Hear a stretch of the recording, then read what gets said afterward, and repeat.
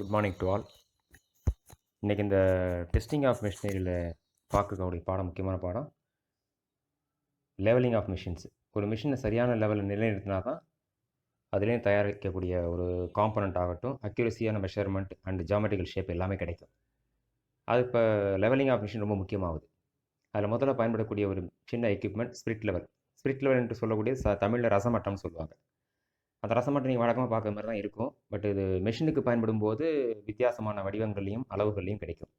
இந்த spirit level அப்படிங்கிறது எதற்கு பயன்படுதுன்னா, ஒரு மிஷினை எரெக்ஷன் பண்ணிட்டு வச்ச உடனே அதை லெவல் பண்ணுறதுக்கு அது சரியான 0 டிகிரிலையும் 180 டிகிரிலையும் அல்லது 90 டிகிரி டு 70 டிகிரியில் இருக்குதான்னு பார்க்கறதுக்கு பயன்படக்கூடியது. அது ஸ்பிரிட் லெவல் வழக்கமாக உங்களுக்கு தெரிஞ்சது தான். ஒரு கேஸ்ட் அயர்ன் கேஸ்க்குள்ளார ஒரு கண்ணாடி டியூபினால் செய்யப்பட்ட அந்த கண்ணாடி டியூபுக்கு வயல்னு பேர், விஐஏஎல் வயல் பேர். அது உள்ளுக்குள்ளார ஒரு ஸ்பிரிட் நிறுத்தி ஆல்கஹால் ஸ்பிரிட், இண்டஸ்ட்ரியல் ஆல்கஹால் மெயினாக அதை வந்து ஸ்பிரிட்னு சொல்கிறாங்க. அது இண்டஸ்ட்ரியல் ஆல்கஹால் வந்து நிரப்பி வச்சுருப்பாங்க. ஒரே ஒரு ஏர் பபிள் மட்டும் இருக்கும், ஒரே ஒரு காற்று குமிழ் மட்டும் இருக்கும். அப்போ என்ன ஆகுன்னு கேட்டால், அந்த லெவல் ஹரிசாண்டலாக இல்லைன்னாக்கா பர்ஃபெக்டாக இருக்குன்னு சொன்னால் அந்த குமிழானது மையத்தில் நிற்கும். அந்த வயல் மேலேயே அந்த கிளாஸ் டியூப் மேலே கிராஜுவேஷன் சொல்லக்கூடிய கோடுகள் கொடுத்துருப்பாங்க. ஒரு டிவிஷன் என்ன அளவுகள் சொல்லுது அப்படிங்கிறத பார்க்குறதுக்காக. அடுத்தது ஒரு accuracy of the spirit level. படம் ஒன்று பாருங்கள், தான் ஸ்பிரிட் லெவலுடைய அமைப்பு, இந்த வயலோட அமைப்பு. அதை வந்து கிளாஸ் டியூப் மட்டும் கண்ணுக்கு தெரியுற மாதிரி வச்சுட்டு பாக்கியை ஃபுல்லாக கேஸ்ட் அண்ட் கேஸில் மூடி வச்சுருப்பாங்க. இந்த ஸ்பிரிட் லெவலோட அக்யூரசி என்ன சொல்கிறாங்கன்னு கேட்டாக்கா, படத்துக்கு கீழே கொடுத்துருக்காங்க. ஒரு 1000 மில்லிமீட்டருக்கு 0.02 எம்எம்லேருந்து 0.05 எம்எம் வரைக்கும் இருக்குன்னு சொல்கிறாங்க ஒரு டிவிஷன். 1000 எம்எம் என்பது ஒரு மீட்டர். சரி, அந்த 1000 எம்எம்க்கு 0.02லேருந்து 0.05 மில்லிமீட்டர் வரையிலும் அதோட அக்யூரசி இருக்கும் ஒரு டிவிஷனுக்கும் அப்படிங்கிறாங்க. அடுத்ததாக அந்த ஸ்பிரிட் லெவலோட முழு அமைப்பையும் கொடுத்துருக்காங்க அடுத்த படத்தில். ஸ்பிரிட் லெவல் எப்படி வைக்கணும்னு படம் 2 சொல்கிறாங்க. இப்போ ஸ்பிரிட் லெவலோட கம்ப்ளீட் ஷேப் ஆனது படம் 3ல் காட்டப்பட்டு. இதுதான் வந்து லெவலிங் பண்ணும்போது மிஷினுக்கு பயன்படுகிற ஸ்பிரிட் லெவல். ரொம்ப நீளமாலாம் இருக்கும். அப்போ ஒரு பபுள் ஆனது, இந்த முட்டை பபுள் இருக்கு இல்லையா, ஏர் பபுள், ஏர் முட்டையானது, அது வந்து ஒரு டிவிஷன் நகரும்போது 6லேருந்து 12 செகண்ட் வரைக்கும் இங்கே கொடுத்துருக்காங்க பாருங்கள். 6 முதல் 12 செகண்ட் வரையிலும் இருக்கக்கூடிய ஒரு இது இருக்குது. 6 முதல் 12 செகண்ட் வரைக்கும் இருக்கக்கூடிய டிகிரிஸை இது மெயின்டைன் பண்ணும்.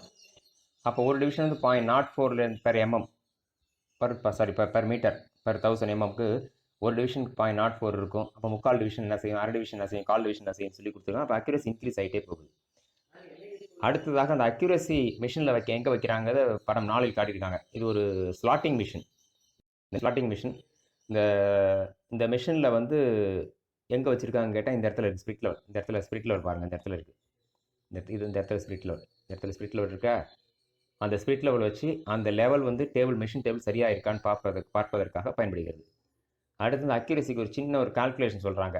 உதாரணமாக சரிவான லெங்க்த்தில், சரிவான ஒரு சாய்தளத்தில் இருந்ததுனாக்கா அந்த பபுள் எத்தனை டிவிஷன் வந்திருக்கு அப்படிங்கிறத கால்குலேட் பண்ணி ஒரு ஃபார்முலா சொல்லியிருக்காங்க. R = 1/h/Lங்கிறாங்க. இந்த கணக்கெல்லாம் சும்மா தேவையில்லை, உங்களுக்கு ஃபார்முலாவை ஞாபகம் வச்சுக்கிறதுக்கு தான். அப்போ ஒரு டிவிஷன் அந்த குமிழாக நவரும் போது இந்த கால்குலேஷன் படி கண்டுபிடிக்கணும் அதோட அக்யூரசி. நம்ம எப்படி வழக்கமாக வெர்னியர் காலிப்பரில் பார்க்குறோம் அதன் போல். அடுத்தது அந்த சென்சிட்டிவிட்டி அப்படின்னு சொல்லக்கூடிய ஒரு சின்ன ஒரு சரிவு, சின்ன ஒரு ஸ்லோப் இருந்தாலுமே அது குமிழ் நகரணும் அப்படின்னா அதுக்கு பேர் சென்சிட்டிவிட்டி. அப்போ எதை பொறுத்ததுன்னு கேட்டால், ரேடியஸை பொறுத்தது. எந்த ரேடியஸு? இந்த வயல்னு சொல்லக்கூடிய கிளாஸ் டியூப் பெண்ட் பண்ணியிருக்காங்கல்ல, அதோடைய ரேடியஸை பொறுத்தது.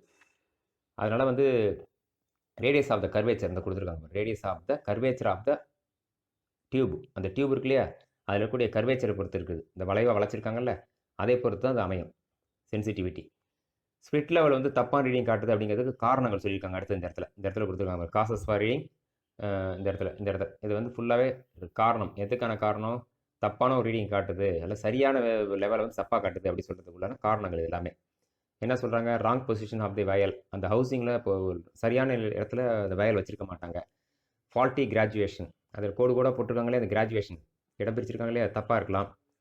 சர்ஃபேஸ் ஃபினிஷிங் ஒர்க் இருக்கு இல்லையா, ஜாப், அதோட சர்ஃபேஸ் ஃபினிஷ் செக் பண்ணுறது அது தப்பாக இருக்கலாம். டெம்பரேச்சர் மாற்றங்களாக இருக்கலாம். அதை அளக்குறாங்களே, அவங்க தப்பாக கண்டுபிடிச்சிருக்கலாம். ஆகையினால இதெல்லாம் ஒரு காரணங்கள். ஆக ஒரு சின்ன பாடம் தான். ஸ்பிரிட் லெவலோட வகைகள்லாம் பின்னாடி பார்க்க போகிறோம். ஸ்பிரிட் லெவல்லாம் எங்கே எப்படி யூஸ் ஆகுது அப்படிங்கிறது அதோட டிவிஷன், அந்த அக்யூரசி. இந்த அக்யூரசியும் கொடுத்துருந்தாங்க, இங்கே பார்த்தீங்க. இந்த accuracy of the spirit level இந்த இடம் முக்கியம். இதோட கவனமாக வச்சுங்க, ஞாபகம் வச்சுங்க. 0.02 எம்எம்லேருந்து 0.05 per 1000 எம்எம் அது வரையும் தான் accuracy of the spirit level.